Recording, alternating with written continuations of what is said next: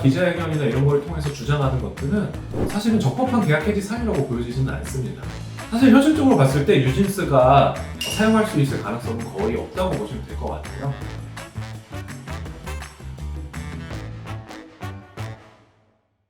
안녕하세요. 상쾌한 배변 변진성 변호사입니다. 오늘은 많은 분들이 관심을 가질 만한 뉴진스와 관련된 얘기를 나눠보려고 하는데요. 뉴진스에서 견디지 못하고 이제 어도어와의 계약 해지를 선언을 했습니다.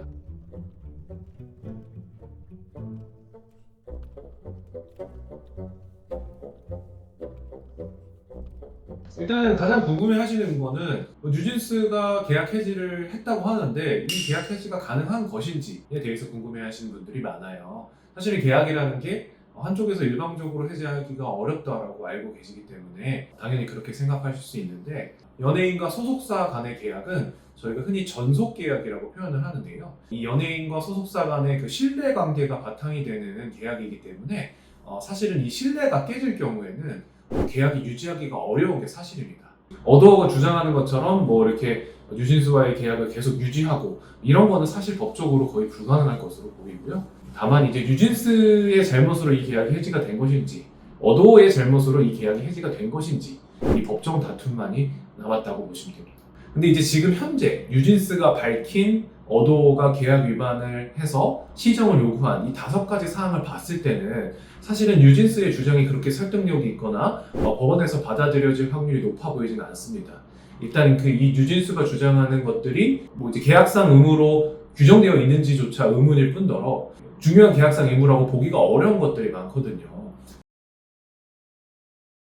예를 들면은 미니진의 어도어 대표이사 복귀, 이런 것들은 어도어의 계약상 의무라고 보기가 어렵습니다. 누구를 대표이사로 할 것인지 이런 것들은 이제 어도어가 전적으로 결정할 수 있는 부분이기 때문에 그런 것들을 시정 요구를 했는데 어도어가 시정 요구를 받아들이지 않아서 이 계약 해지가 적법하다 이렇게 주장하는 것은 사실은 법원에서 받아들여지기는 굉장히 힘든 주장이라고 보여집니다.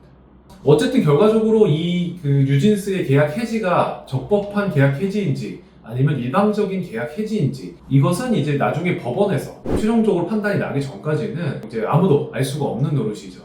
어도어 입장에서 뉴진스가 자체적으로나 다른 소속사와 계약을 맺어서 연예인 활동을 하는 것을 막기는 굉장히 어려울 것 같습니다. 회사 차원에서 대응 방안이 있을까요? 뉴진스가 다른 소속사와 계약을 체결해서 활동을 하는 것을 금지하거나 뉴진스의 연예 활동 자체를 금지하는 그런 가처분 신청이 가능할 수는 있는데, 양 당사자 간의 신뢰가 중요한 계약이기 때문에 이런 신뢰가 깨진 사안에서 그런 가처분이 인용되기란 굉장히 쉽지 않을 것 같고요. 어도어 입장에서 현실적인 대안은 위약벌을 청구하는 소송을 제기하는 것, 가장 현실성이 있고 가능성이 높은 대안이라고 보여집니다. 뉴진스는 계속 그 이름을 쓸 수 있나요? 좀 팀명을 바꿔야 하나? 사실 현실적으로 봤을 때 뉴진스가 사용할 수 있을 가능성은 거의 없다고 보시면 될 것 같아요. 왜냐하면 이제 소속사와 뉴진스 간의 계약에서 그룹명 같은 거는 다 보통 이제 소속사의 권리로, 소속사의 소유로 계약서에서 규정을 하기 때문에, 가장 쉽게 드릴 수 있는 예로 동방신기를 예를 들면 좋을 것 같은데, 동방신기의 경우 2명이 남고 3명이 나갔잖아요. 근데 그 3명이 나간 분들은 동방신기라는 이름을 사용하지 못했고 2명이 남은 분들은 동방신기라는 이름을 계속 사용을 하고 있어요, 지금까지도.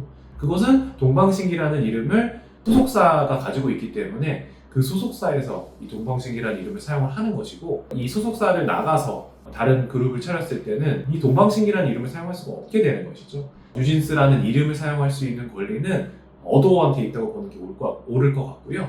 사실 이거는 현실적으로 거의 불가능한 일이라고 보시면 됩니다. 그러면 이 승자는 혹시 누가 될까요? 더 사실관계가 밝혀져야지 정확하게 판단이 가능하겠지만, 지금 뉴진스가 기자회견이나 이런 걸 통해서 주장하는 것들은 사실은 적법한 계약 해지 사유라고 보여지지는 않습니다. 그러니까 뉴진스의 계약 해지가 적법하기 위해서는 어도어가 계약상 의무를 위반을 했고 뉴진스가 그거에 대한 시정 요구를 했는데도 불구하고 어도어가 시정 요구를 들어주지 않았을 경우에만 위약벌을 내지 않고 계약 해지를 할 수 있는 거거든요. 제가 실제로 연예인들의 전속 계약 소송 같은 거를 진행해 봐도 이 계약 해지가 적법하기 위해서는 소속사의 명백한 계약 위반이 있어야 되는 거거든요.